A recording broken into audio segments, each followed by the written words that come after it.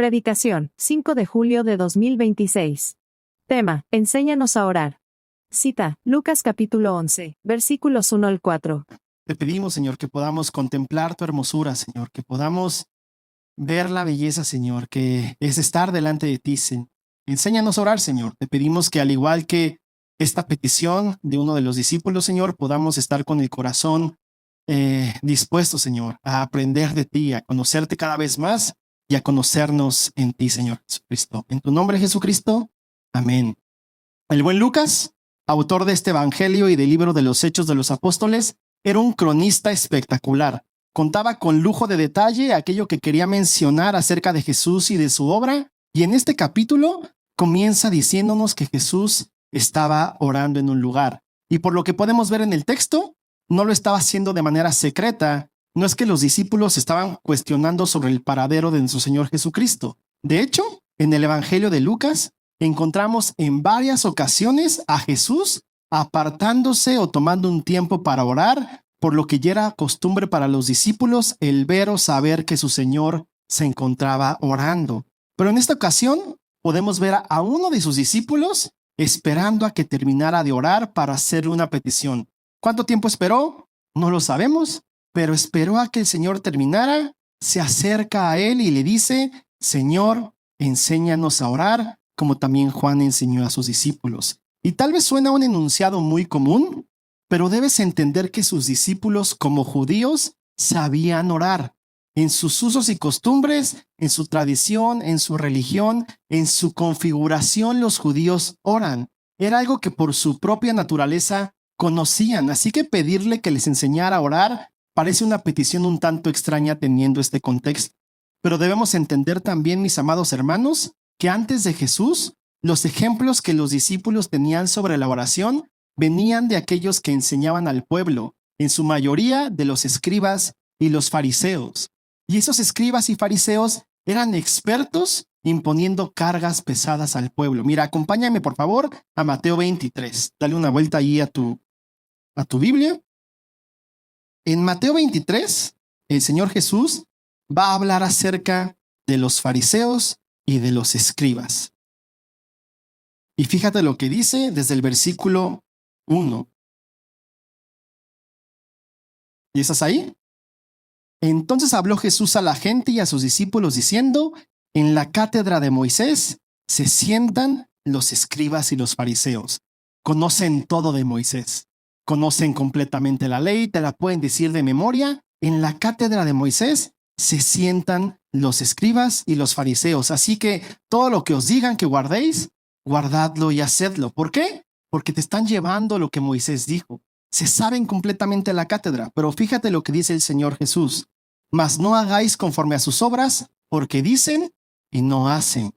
Porque atan cargas pesadas y difíciles de llevar y las ponen sobre los hombros de los hombres, pero ellos ni con un dedo quieren moverlas. Antes, hacen todas sus obras para ser vistos por los hombres.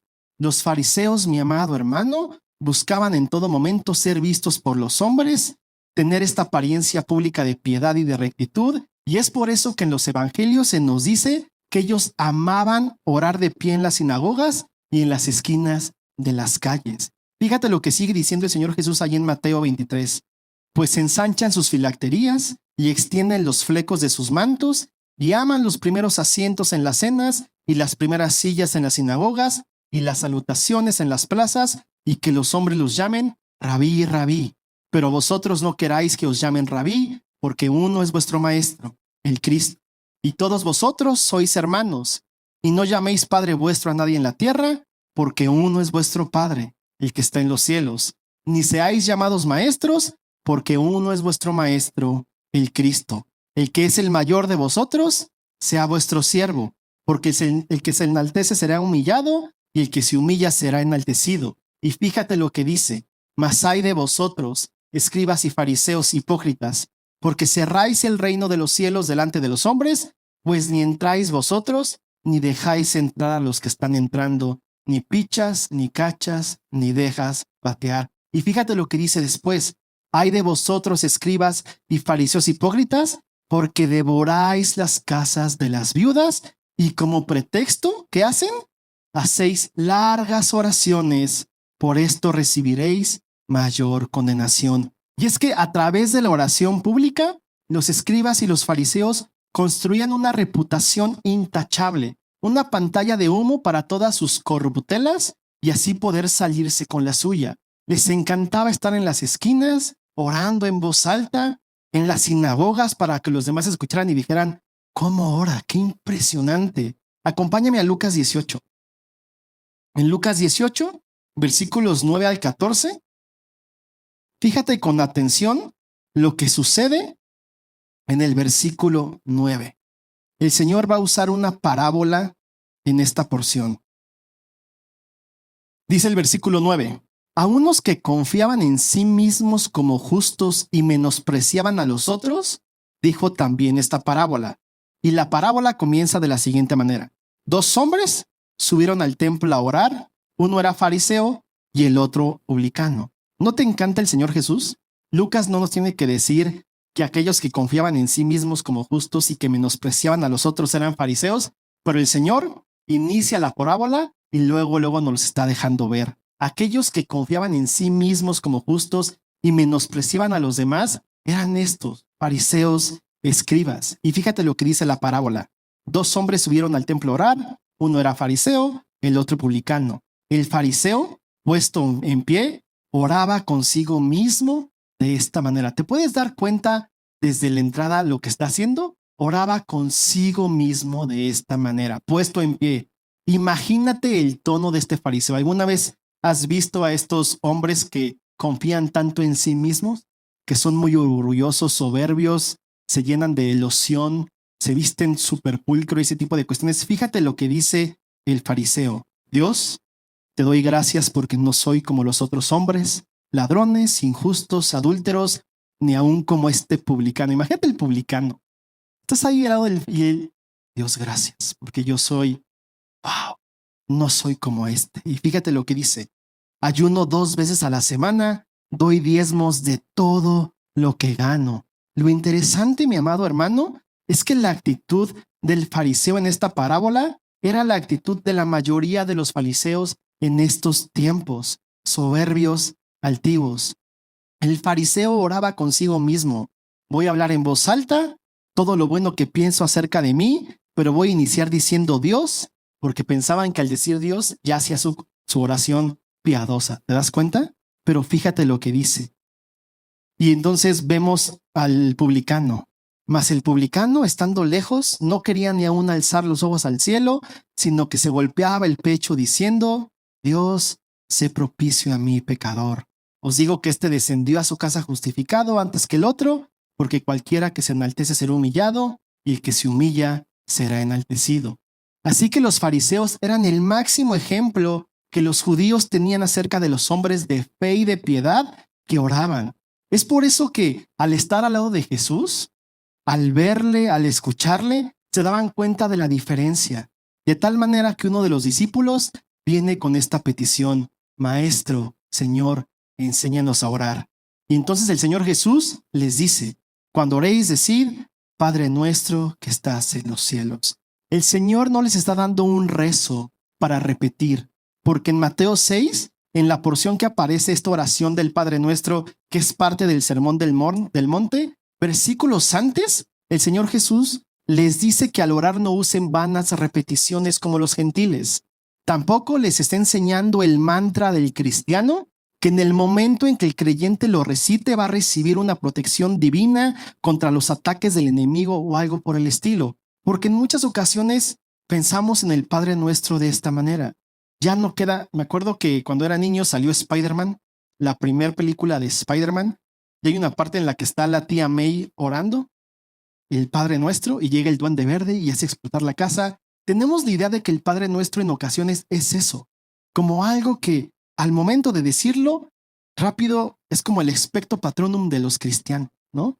Algo así que te da una burbuja, algo que te protege, que te da protección, pero el Señor no está enseñándonos un rezo para repetir, ni un mantra para que lo tengamos y entonces a las 12 del mediodía lo tienes que decir 7 veces y así tu día va a ir de maravilla. No se trata de eso. Padre nuestro que estás en los cielos, santificado sea tu nombre. En nuestro primer punto, veremos que el Señor nos enseña a orar anhelando la voluntad del Padre. Padre nuestro que estás en los cielos, santificado sea tu nombre. Es muy raro que en las oraciones que encontramos en el Antiguo Testamento, aquel que ora se refiera a Dios como Padre. Son muy pocas las oraciones que encontramos en el Antiguo Testamento en lo que esto sucede. Incluso en los ejemplos que vimos de los fariseos, lo observamos. Siempre se referían como Dios. Dios, te agradezco que no soy como los demás hombres. ¿Te acuerdas del ejemplo?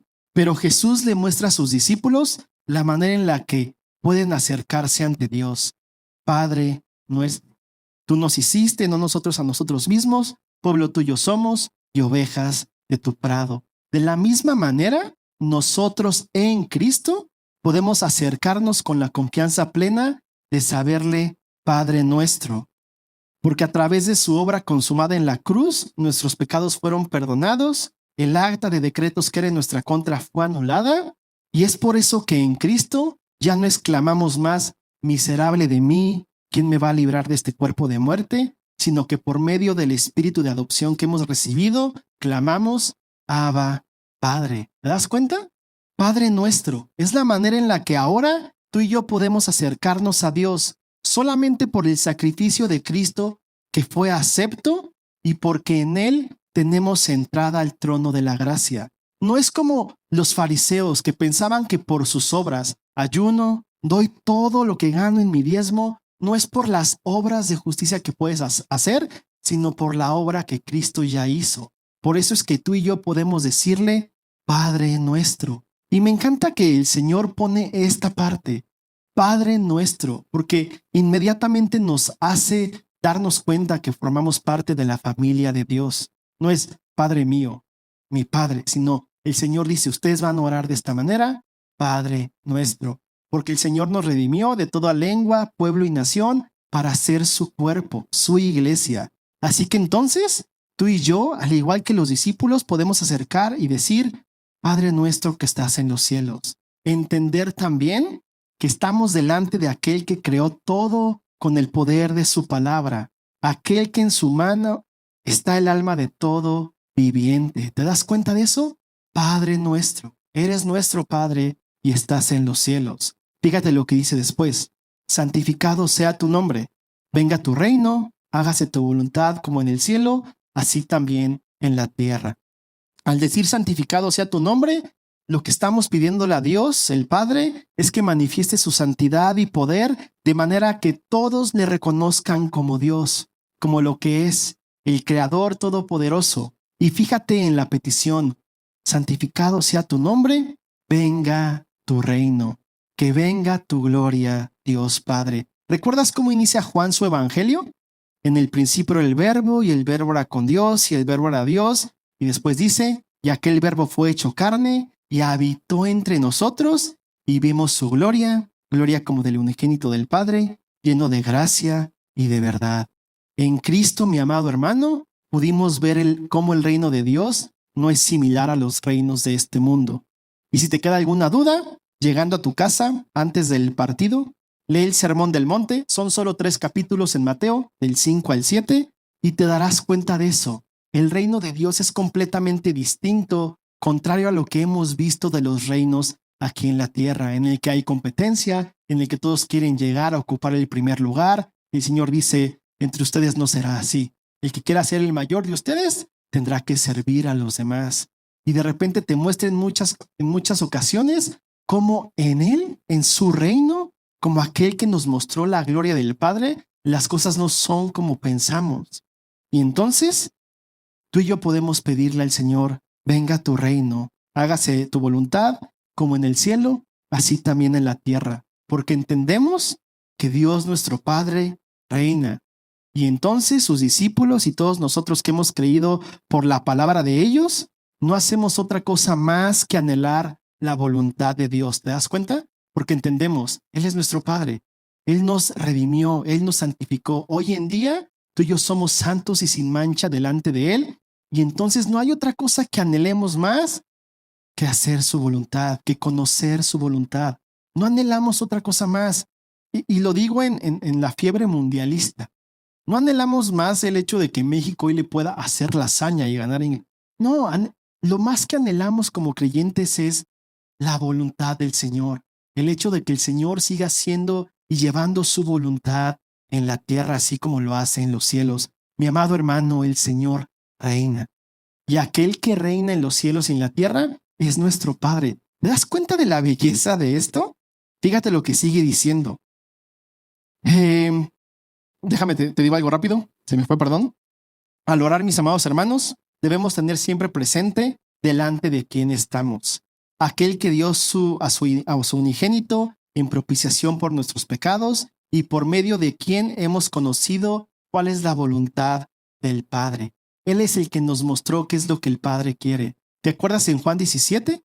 En Juan 17 vemos al Señor Jesucristo orar y está de pie, ora en voz alta. Primero le pide que siga Dios glorificándose, le pide por sus discípulos y luego por los que han de creer por la palabra de ellos. Y ves al Señor Jesucristo orando con el Padre, diciendo, ¿cuál es tu voluntad? Que crean en el que tú has enviado. ¿Y cómo conocerán que tú me has enviado? Viéndolos unidos, que sean uno como tú y yo, Padre, somos uno. ¿Te das cuenta entonces de la belleza de Padre nuestro? Somos uno en Cristo. Tú y yo somos familia, el cuerpo de Cristo. Entonces, entendiendo que estamos delante de Dios el Padre, oraremos anhelando su voluntad. Pero también, en el segundo punto, veremos que nuestro Señor nos enseña a orar dependiendo de su voluntad. Fíjate lo que dice después. Hágase tu voluntad como en el cielo, así también en la tierra. El pan nuestro de cada día, dánoslo hoy. Teniendo en cuenta que nos acercamos ante nuestro Padre y que sabemos que hace todo por amor a su nombre, al orar, dependemos de su voluntad. Pon un separador ahí en Lucas y acompáñame a Mateo 6:25. Mateo 6:25 justo forma parte de lo que conocemos como el Sermón del Monte. Y fíjate lo que dice Mateo 6:25. ¿Y estás ahí? Por tanto os digo, no os afanéis por vuestra vida, qué habéis de comer o qué habéis de beber, ni por vuestro cuerpo, qué habéis de vestir. ¿No es la vida más que el alimento y el cuerpo más que el vestido? Mirad las aves del cielo, que no siembran, ni siegan, ni recogen en graneros, y vuestro Padre Celestial las alimenta. ¿No valéis vosotros mucho más que ellas? ¿Y quién de vosotros podrá, por mucho que se afane, añadir a su estatura un codo? Y por el vestido, ¿por qué os afanáis? Considerad los lirios del campo, cómo crecen, no trabajan ni hilan, pero os digo que ni aun Salomón, el que hemos estado viendo en Proverbios, el segundo hombre más sabio, con más riquezas que hemos encontrado en la tierra, con toda su gloria se vistió así como uno de ellos. Y si la hierba del campo que hoy es y mañana se echa en el horno, Dios la viste así, ¿no hará mucho más a vosotros, hombres de poca fe? No os afanéis, pues, diciendo, ¿qué comeremos o qué beberemos o qué vestiremos? Porque los gentiles buscan todas estas cosas, pero vuestro Padre Celestial sabe que tenéis necesidad de todas estas cosas. Mas buscad primeramente el reino de Dios y su justicia, y todas estas cosas os serán añadidas. Así que no os afanéis por el día de mañana, porque el día de mañana traerá su afán. Basta cada día su propio mal. ¿Puedes ver cómo el pan nuestro de cada día, dánoslo hoy, no se trata de una exigencia, sino que se trata de descansar en que Dios obrará por amor a su nombre? ¿Te puedes dar cuenta de eso? Es Él quien ha dicho, mas buscad primeramente el reino de Dios y su justicia, y todas estas cosas os serán añadidas. ¿A qué se refiere con todas estas cosas? Comida, bebida, vestimenta, el sustento diario, porque hemos entendido que todo proviene de Él y que es Él quien nos sustenta. Dependemos entonces confiadamente en que aquello que necesitamos en el día a día para seguir siendo testigos de su cuidado y de su amor para con nosotros, lo tendremos. Él nos lo dará. No se nos ha prometido que tendremos mesas atiborradas de langosta, pork belly, que tendremos cavas llenas de vino y champán, abrigos que solo encuentras en el Palacio de Hierro y zapato tenis de diseñador. No se nos ha prometido eso. Inclusive, si te fijas en esta petición, se menciona el pan nuestro de cada día. El pan nuestro de cada día, no es el pan nuestro de todo el mes. Señor, lléname a la cena, por favor, todo el mes. O el pan nuestro de cada trimestre, Señor. Tú sabes que se viene bien fuerte la situación, que Trump y el TMEC están queriendo presionar. No, Señor, por favor, dame el pan de los próximos 3 meses. De una vez los útiles escolares de los niños que entran en septiembre, por favor, Señor. No se trata de eso, se trata de confiar en el sustento diario que tiene el Señor Jesucristo para con nosotros. Y el Señor pone ejemplos bien bellos de las aves del cielo. ¿Has visto a los canarios? Qué gozo ser un canario, ¿no? O sea, como nada más ahí, viendo el alpistito. Hay alpiste, no hay alpiste, chino, me voy a otro lado. La lombricita. Y ahí se llevan las ramitas para hacer su nido. Los lirios. De repente en la Ciudad de México hubo plaga de lirios. Alguien quiso meter lirios, creo que en Xochimilco, y estaba haciendo plaga, entonces tuvieron que quitarla. Y los lirios se reproducen rapidísimamente, florecen bellísimamente. Y él dice, yo tengo cuidado de ustedes. Si tengo cuidado de cada uno de ellos, tengo cuidado de ustedes aún más. Y me encanta porque de nuevo es esta imagen en la que podemos ver al Señor diciéndole a los discípulos, pueden pedir esto. ¿Te das cuenta quién es el que les está enseñando? No es Lucas, que dijo por ahí como que escuché más o menos. No, tanto Mateo y Lucas nos hablan de esta oración que el Señor les enseñó.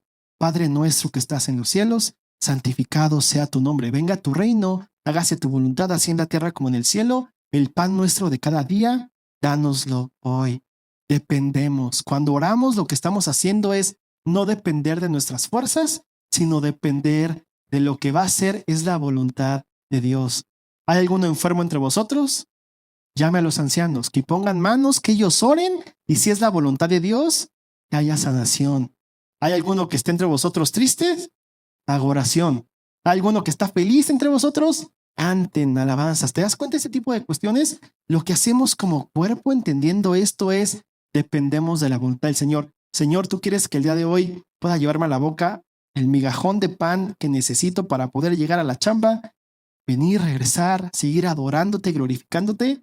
El Señor te lo va a dar. Y probablemente muchos de nosotros hemos pasado por situaciones complicadas en las que hemos estado tronándonos los dedos.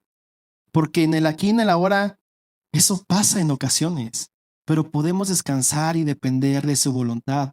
Cuando oramos, lo que hacemos es decirle, Señor, no sea nuestra voluntad, sino que sea la tuya. ¿Te acuerdas al Señor en el Getsemaní?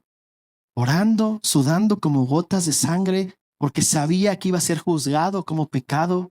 Aquel que no hizo pecado, se hizo pecado para que tú y yo fuéramos aceptos delante del Padre. Y él le dice, Señor, si es posible que pase de mí esta copa, pero no se haga mi voluntad, sino la tuya. Cuando oramos, lo que hacemos es depender de la voluntad del Señor. Señor, el pan nuestro de cada día, danoslo hoy. En la primera imagen, versículos después en Lucas 11, ahí en el texto en el que estamos, el Señor sigue hablando acerca de la oración y usa 2 imágenes para seguir enseñándoles a los discípulos el cómo orar. Está en el mismo contexto y en la misma idea del Padre Nuestro. Usa 2 imágenes. En la primera es la imagen de un amigo que llegue a importunar a otro a medianoche. Y si tú, al igual que yo, ya pasas de los 35 años, sabrás que un desvelo ya es cosa seria. Así que ya llegue alguien a la medianoche que no te avisó, sí te importuna bastante. Entonces llega este amigo a la medianoche y de repente está ahí tocándole, amigo, es que llegó otro compa, que no eres tú, pero llegó otro amigo a mi casa y no tengo que darle de comer, ¿no me compartes un pan?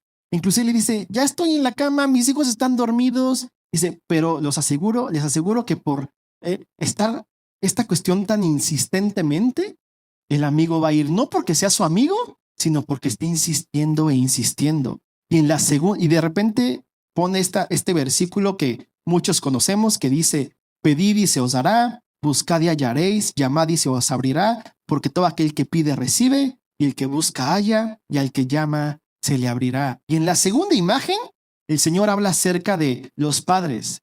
¿Qué padre de vosotros, si su hijo le pide pan, le dará una piedra? ¿O si pescado en lugar de pescado le dará una serpiente? ¿O si le pide un huevo le dará un escorpión? Pues si vosotros, siendo malos, sabéis dar buenas dádivas a vuestros hijos, ¿cuánto más vuestro Padre Celestial dará el Espíritu Santo a los que se los pidan? Si te das cuenta, en los 2 ejemplos que usa el Señor Jesús, aquel que pide, tanto el amigo como los hijos, están pidiendo comida.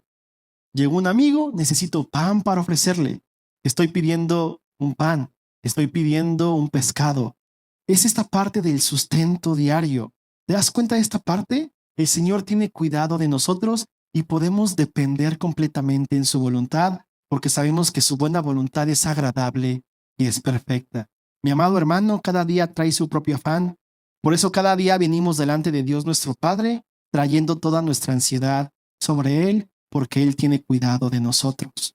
O dime que el día a día en el aquí y en el ahora no suele hacerte tronarte los dedos, no ha hecho que tu quijada se trabe o que te brinque el ojo en ocasiones porque no sabes cómo le vas a hacer.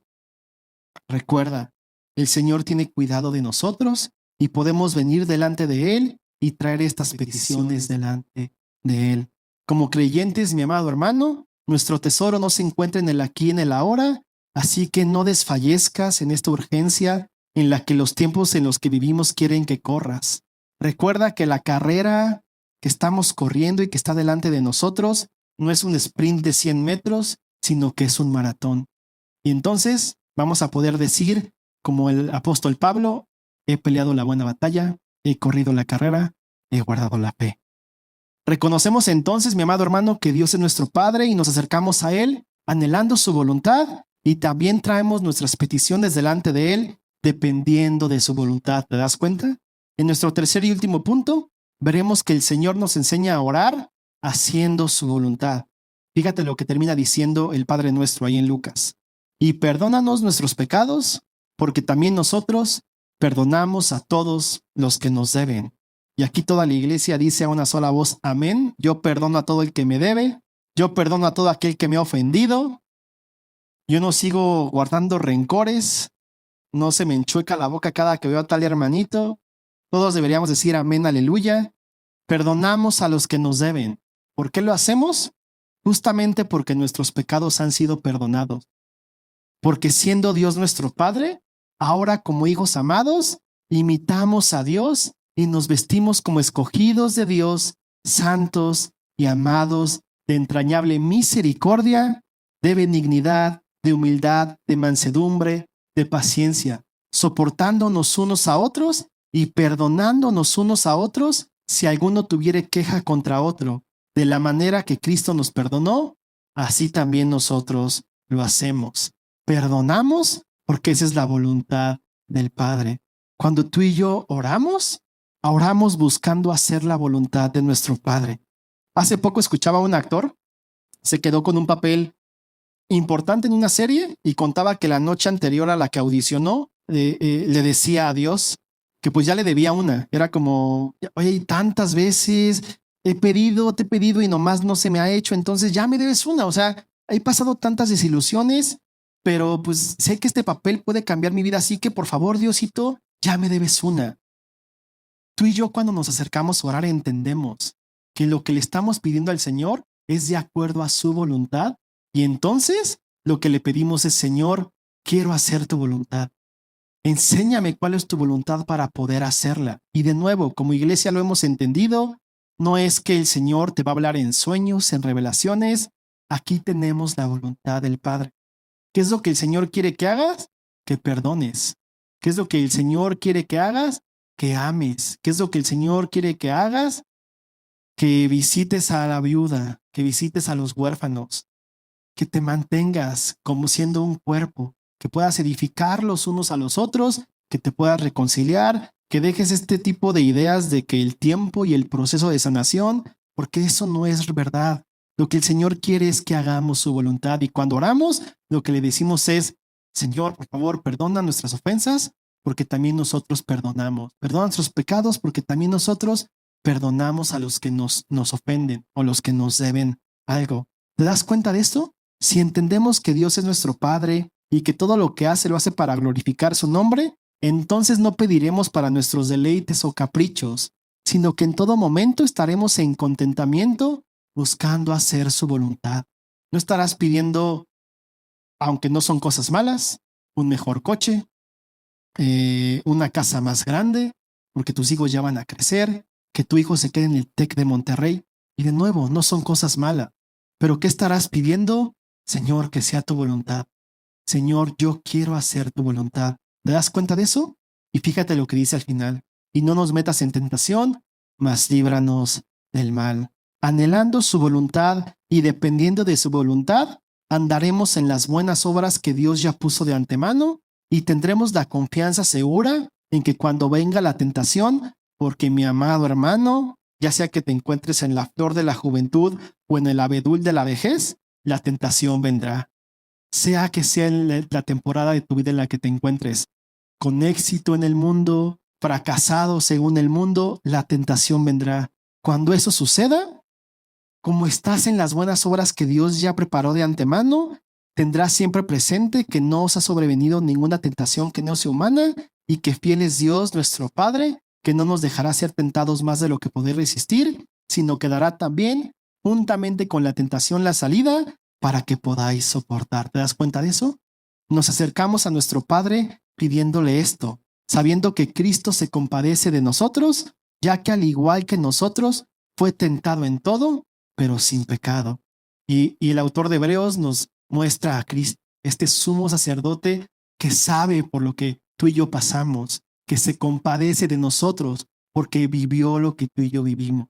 Él fue tentado en todo, al igual que tú y yo, pero él fue sin pecado. Así que puedes acercarte delante de Dios y traer todo esto que te aflige, todo esto que con lo que batallas, todo esto que dices, no, es que en verdad no puedo. Puedes venir delante de él y decirle, Señor, no nos dejes caer en tentación. Sé que tú das junto con la tentación la salida para que puedas soportar. Y en primer lugar, sé que toda tentación que viene no es sobrehumana. No es que, hoy es más fuerte que yo. No es que, hoy no es que de verdad, no. ¿Recuerdas esto al estar en la voluntad del Padre? Mi amado hermano, acércate confiadamente ante Dios. Es nuestro Padre. Gózate en que en su cuerpo, en la iglesia, buscamos estar orando los unos por los otros, sobrellevando nuestras cargas y recordándonos los unos a los otros que nuestro Padre que está en los cielos lleva a cabo su voluntad. Por lo tanto, mi amado hermano, espero que al rato no vayas a estar orando para que a Harry Kane se le enchueque el pie o para que Gil Morita se convierta en Maradona. No te dejes embriagar por el sentimiento de la derrota si es que México pierde. No queremos que hagas un ya, Gonzalo, ¿te están viendo tus hijos? Tampoco te dejes embriagar por la euforia si México gana. Y si sí, mi hermano, y ahí, vámonos al ángel. Gózate en la verdad que tenemos, en la seguridad de saber que podemos acercarnos ante Dios, el creador del cielo y de la tierra, aquel que creó las cosas con el poder de su palabra y decirle, Padre nuestro que estás en el cielo, tú nos conoces. ¿Me acompañas a orar? Señor, gracias por tu misericordia. Gracias por tu amor, Señor. Gracias porque tú nos redimiste y a través de tu obra, Señor, a través de aquello que recordábamos en la cena, hoy en día podemos acercarnos delante de ti y llamarte Padre. Hoy en día no podemos clamarte, Señor, diciendo, Abba, Padre, confiadamente, Señor, sabiendo que es por lo que tú has hecho, Señor, por tu vida, por tu muerte, por tu resurrección, que podemos estar delante de ti. Señor, te pedimos que sigas tú, Señor, enseñándonos, mostrándonos tu hermosura y que podemos estar gozándonos, contemplando lo que eres. Te pedimos que como lo que somos, el cuerpo, la iglesia de Cristo, podamos depender, Señor, de la oración. Podamos venir delante de ti para traer todas nuestras ansiedades, nuestras cargas, para descansar en tu voluntad. Que podamos anhelar, Señor, tu voluntad cuando oremos, que podamos depender de todo lo que tú haces, tanto en el cielo como en la tierra, y que podamos, Señor, también hacer tu voluntad. Gracias por el tiempo que nos das como iglesia, Señor. Te amamos y anhelamos tu venida, Señor. Ven pronto, Señor Jesús. En tu nombre, Jesucristo. Amén.